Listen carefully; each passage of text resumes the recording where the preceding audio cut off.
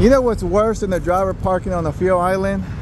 A driver parking at a blue beacon, blocking the lane to wash out, and two trucks already jumped ahead of me, and no one's trying to let me in. Some guy that works for U.S. Commercial Freight decided to jump out of his truck, go across the street to Love's and get something to eat. I want to say I want to jump in and move this truck for him, but he ain't doing it. I ain't doing it. I ain't about to lose my job over this bullshit.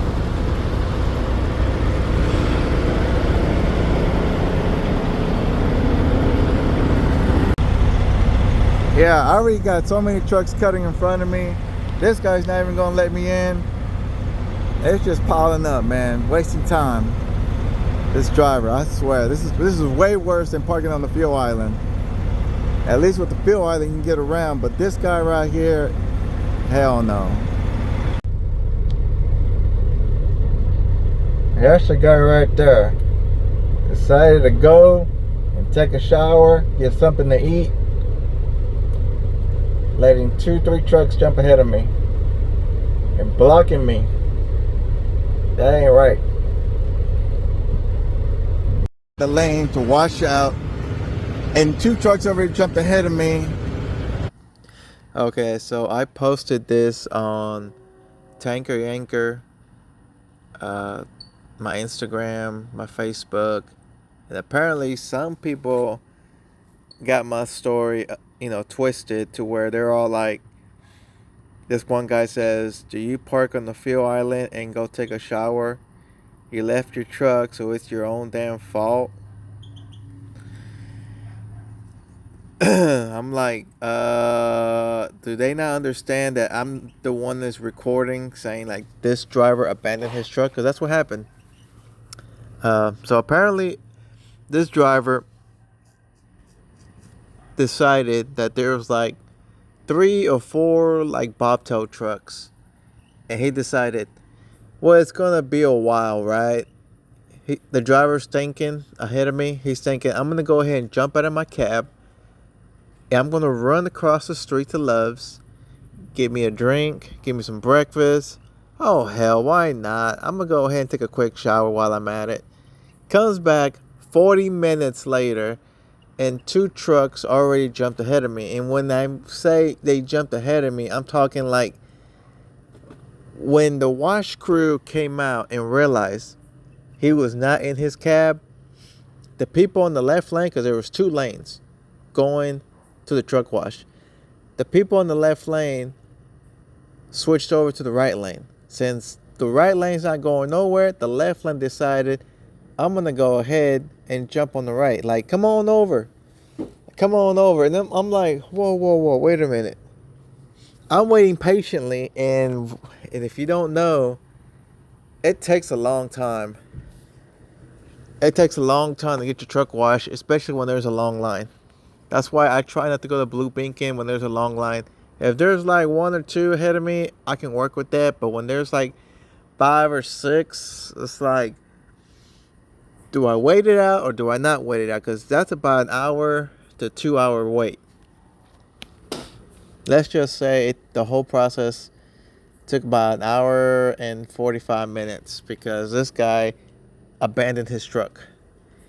And the left lane people jumped over to the right lane. And I tried talking to this one driver, and he wouldn't let me in because he thought I was trying to cut in front of him. And I'm like, do you not understand English? Habi, do you not understand English? I'm trying to let you know the situation, that this driver abandoned his truck to go get something to eat at Love's. Can I go around you? Like as soon as the truck in front of you moves, I need you to stay where you're at, and I'm going to jump in front of this truck that's ahead of me. Like this truck that's parked in front of me. Because if you look real closely at the video, if you go back, I'm the one that's parked in the back.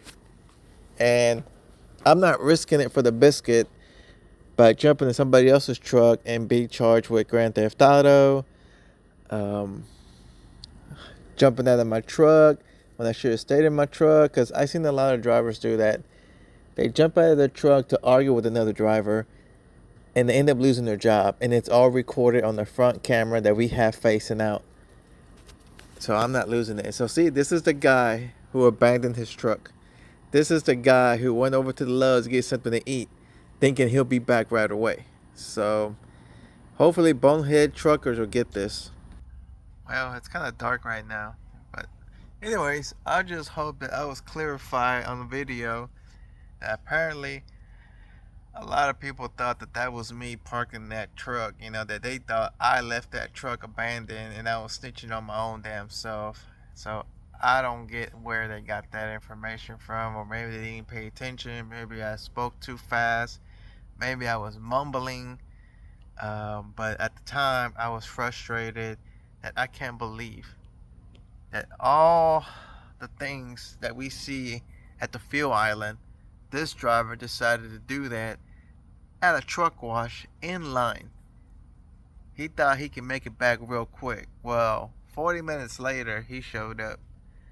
I mean, I don't know if he had a stopwatch. I don't know if he was looking at his cell phone and thought, all right, it's 9 o'clock. I should be back by like 9:20, 9:30. And I should be next in line. Well, let me know below. Comment below. Did I say it all wrong or something? Because, I mean, look at the comments. If you stop and you look at it, some of the comments were being like real nasty and rude to me. I mean, I don't know. I'm assuming that those comments were for me. That they thought I was an idiot for parking there. But I'm going to tell you, that guy just took the cake. He pushed it to the top. Like I see it every day. Drivers park on the fuel island, taking a 30-minute break, buying food, taking a shower, shopping for groceries. I mean, I've seen it. And no, I'm not one of those guys, okay? I mean, my rule is, if you're going to pull something like that you're going to be parked for a long time, park at the last fuel island. And you know why I say the last fuel island? Because no driver wants to walk. No driver wants to walk that far to the truck stop. They want to park as close as possible. That's why you never park at the very first fuel island. You always park at the furthest. The more fuel islands, the better. You know, that means they're not going to want to park at the last one. They're just, you know, like, hey, I don't have time to be walking a mile to the truck stop. But I was just completely shocked that this driver got in line at the truck wash. He saw that there was too many drivers ahead of him, bobtailing, and figured, I can run. He can run. He figured he can run to the fuel island at the Love's, grab a bite, grab breakfast, and come right back. But let me know, let me know if I said the message wrong. But hey, if you're out there, trucker bonehead, I hope you get in this video. I hope you put it out there and show it to the world that, hey, look, this guy went beyond crazy with parking at the island. This guy parked at the Blue Beacon in line. I've never seen that. I've never seen that. So my nickname to that guy who parked there, I'm gonna call him Fresh Meat Billy Bob. That's what I'm gonna call him, Fresh Meat Billy Bob, because he looks like he's new to trucking. And I'm gonna tell you, if you're seeing this, Billy Bob, don't do it again, man. That's just wrong. You cost me an extra 40 minutes of delay. You don't ever do that, especially in line to get your truck washed. That's just stupid. So, comment below, leave a comment, tell me what you think.